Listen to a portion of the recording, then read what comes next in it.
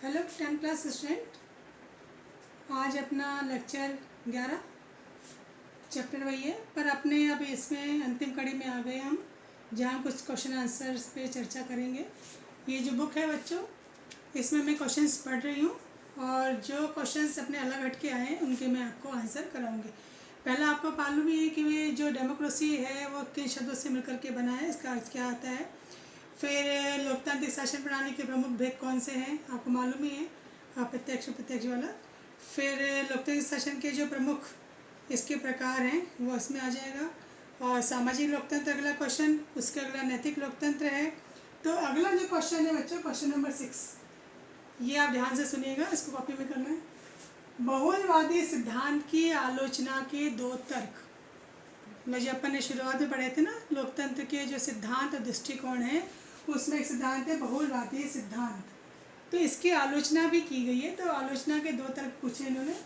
तो यहाँ पर जो बहुलवादी है ये क्या है कि सभी समुदाय, सभी हित समूह, सभी दबाव समूह को एक समान मानते हैं कि राज्य के बराबर का दर्जा इनको देना चाहिए। तो जो लोग इनकी आलोचना करते हैं वो पहला कहते हैं कि सभी समुदायों को, जो भी देश में है, राज्य में है, जो भी हित समूह है, दबाव समूह है, सभी समुदाय हैं, संगठन हैं, उनको राज्य के समान स्तर का मानना, ये इसकी आलोचना करते हैं। क्योंकि कहते हैं राज्य तो अपने आप में एक संप्रभु संस्था है, उसकी तुलना इनसे नहीं की जा सकती, इनके बराबर इनको नहीं माना जा सकता है। तो पहली आलोचना का ये जो तर्क है वो ये कहते हैं कि राज्य संप्रभु संस्था है और सबको एक समान मान लेना फिर कानून विहीनता की स्थिति हो जाएगी, क्योंकि प्रमुख कोई रहेगा ही नहीं। तो राज्य जो है अपने आप में एक प्रमुख संस्था मानी जाती है। तो पहली आलोचना ये है कि सभी समुदायों को राज्य के बराबर का मान लेना। दूसरा, इससे क्या होता है, अराजकता को बढ़ावा मिलता है, क्योंकि जब सब समान हो जाएंगे तो कोई किसी के सुनेगा ही नहीं, ना किसी की एक अथॉरिटी होगी, किसी का एक जो है प्रमुख अधिकार होगा। तो देश की एकता अखंडता अगर बनाए रखनी है तो उसके लिए राज्य को विशेष अधिकार मिलना जरूरी है और उसका संप्रभु होना भी आवश्यक है। ये जो बहुलवादी सिद्धांत की आलोचना करते हैं उनका तर्क ये है। तो ये दो तर्क इसमें आ जाते हैं। फिर आता है क्वेश्चन नंबर 7। क्वेश्चन नंबर 7 कहता है कि एक जो अपना अगला सिद्धांत है विशिष्ट वर्गीय सिद्धांत, उसके बारे में यहाँ पर क्वेश्चन दिया गया है कि विशिष्ट वर्गीय सिद्धांत के बारे में संदेह क्यों किया जाता है लोकतंत्र में। तो बच्चे संदेह इसलिए किया जाता है कि ये जो विशिष्ट वर्गीय सिद्धांत को जो मानते हैं उनका मानना ये है कि ये जो लोकतंत्र है ये दो तथ्यों, मतलब इनके दो तथ्य हैं, ये दो तथ्यों पर जोर देते हैं कि किसी भी देश में दो तरह का शासन होता है, एक अल्पसंख्यकों का और एक बहुसंख्यकों का। ठीक है, तो बहुसंख्यक अल्पसंख्यक में यहाँ पे ये आलोचना की क्या बात आ रही है कि यहाँ पर बात हो रही है कि जो लोग शासन करते हैं बच्चों वो होते हैं अल्पसंख्यक। सारे के सारे तरह का जनता पहुँच नहीं सकती है शासन करने के लिए, तो शासन करने का अधिकार जो होता है कुछ गिने चुने लोगों के हाथ में ही होता है, वो अल्पसंख्यक होते हैं, वो शासन करते हैं। ठीक है, तो इसका मतलब ये हो गया कि शक्ति कुछ लोगों के हाथ में होती है, शक्ति जो होती है वो केंद्रित होती है, तो वो तो हो गए शासन करने वाले। और जो दूसरे होते हैं ये होते हैं जनसाधारण, सामान्य जनता, जो संख्या में ज़्यादा है, जो बहुमत में है, बहुसंख्यक है। ठीक है, तो ये क्या होते हैं, शासित होते हैं, किसके द्वारा, अल्पसंख्यकों के द्वारा। ठीक है, तो ये जो सिद्धांत है इस बात पर जोर देता है कि ये अल्पसंख्यकों के शासन को ही मानता है, उन पर जोर देता है। और दूसरा ये कि जनसाधारण का जो शासन है वो क्या हो गया, शासित हो गया, किसके द्वारा, अल्पसंख्यक। तो इसलिए लोकतंत्र का सिद्धांत जो विशिष्ट वर्गीय ये संदेह पैदा करता है। फिर आ जाता है अपना अगला क्वेश्चन। ठीक है, तो इसमें क्वेश्चन नंबर जो 11 है वो बता रहा है कि ये जो लोकतंत्र है, ठीक है, लोकतंत्र के संचालन में कौन कौन सी बाधाएं जो है वो आ जाती हैं भारत में। तो ये मैं कुछ पॉइंट्स बोल रही हूँ, आपको सबको पता है लोकतंत्र में भारत में जो समस्याएं हैं वो कौन कौन सी है। अशिक्षा, अभी भी अपना शिक्षा का स्तर इतना ऊंचा नहीं है। वंशवाद, राजनीतिक दल में अभी भी कमान जो होती है कुछ एक ही परिवार के हाथ में है या एक ही समुदाय के हाथ में है कहीं कहीं। ठीक है, या समुदाय नहीं कह सकते, अपन कह सकते हैं एक ही वर्ग के लोगों के हाथ में, तो ये भी वंशवाद है। फिर कहीं कहीं दलों में अपराधियों की या पैसे की घुसपैठ है। मतलब हम यहाँ कह सकते हैं कि जो हमने इसकी आलोचना, मतलब दोष देखे थे ना लोकतंत्र के, लोकतंत्र के गुण और दोष देखे थे, तो वो यहाँ पर इसके संचालन में क्या आ जाते हैं, बाधक बन जाते हैं। तो एक तरह से लोकतंत्र के जो दोष है इसके यहाँ पर बाधक आ जाते हैं। फिर आता है कि अगर हमको क्वेश्चन नंबर 12 कि अगर हमें कुछ तथ्य देने हैं जो भारत में लोकतंत्र को, उसके भविष्य को प्रकट करते हैं, मतलब लोकतंत्र को उज्जवल बनाना है तो क्या होना चाहिए, चुनाव निष्पक्ष होने चाहिए। मतलब अभी भी कहीं कहीं हम देखते हैं चुनाव में धांधलियाँ होती हैं, फर्जी वोट पड़ जाते हैं, लोग बूथ कैप्चर कर लेते हैं, किसी एक दल किसी हथियारों के दम पर या अपने ताकत के दम पर कई बार जो है गड़बड़ियाँ कर देता है। तो स्वतंत्र निष्पक्ष चुनाव होना चाहिए। अभी भी पूरे देश में सशक्त लिखित संविधान को और सशक्त बनाने का प्रयास करना चाहिए और स्वतंत्र निष्पक्ष न्यायपालिका, अभी भी न्यायपालिका है हमारे यहाँ सशक्त निष्पक्ष है, पर जब हम संचालन की बात करते हैं, तथ्यात्मक तर्क देते हैं, तो उसमें ये पॉइंट्स होने चाहिए। फिर हम आते हैं निबंधात्मक में। तो पहला तो है ही कि लोकतंत्र के अर्थ क्या है, वो आपको सबको आता है।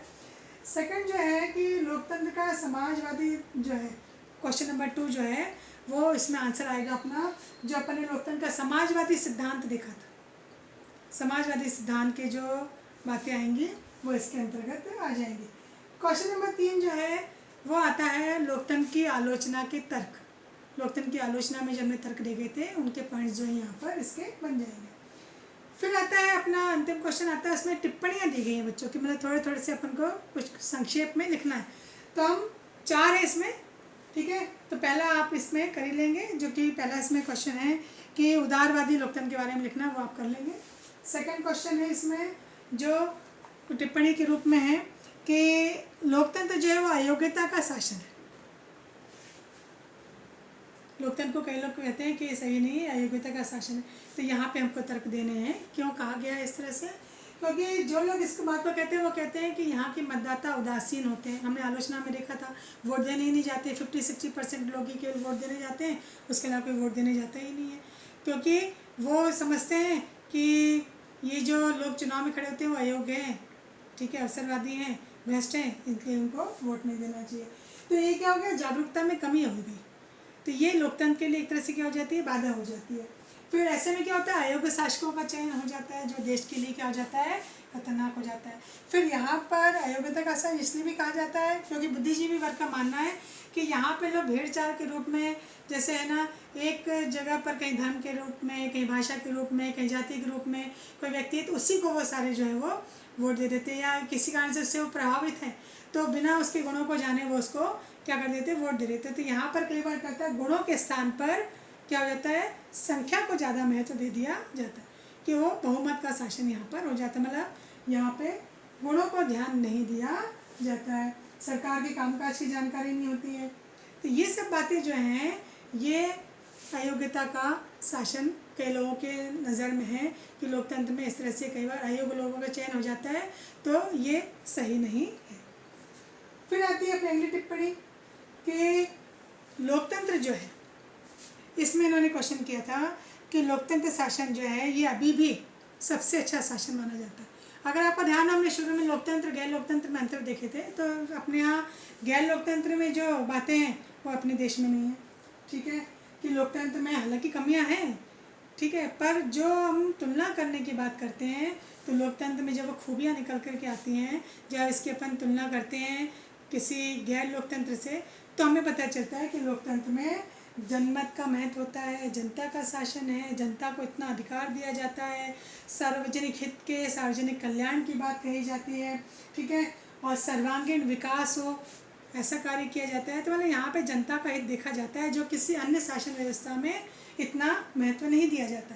तो अगर हम देखें तो लोकतंत्र से अधिक अच्छा कोई शासन हमारी नज़र में नहीं है, इसीलिए लोकतंत्र को अन्य सभी शासनों से बेहतर माना जाता है। हालांकि इसमें कमियां हैं, पर वो कमियां भी कहीं कहीं अच्छे रूप में नज़र आती है। जैसे हमने देखा था फैसले लेने में देरी हो रही है या अराजकता है जो भी है, तो उसके लिए सरकार कोशिश ये करती है कि समय से अगर निर्णय नहीं हो रहे, देरी हो रही है, तो वो निर्णय बहुत लंबे समय तक टिके रहेंगे, सबके हित में हो रहे से। ये कुछ इसकी जो कमियाँ इसके गुण भी माने जाते हैं।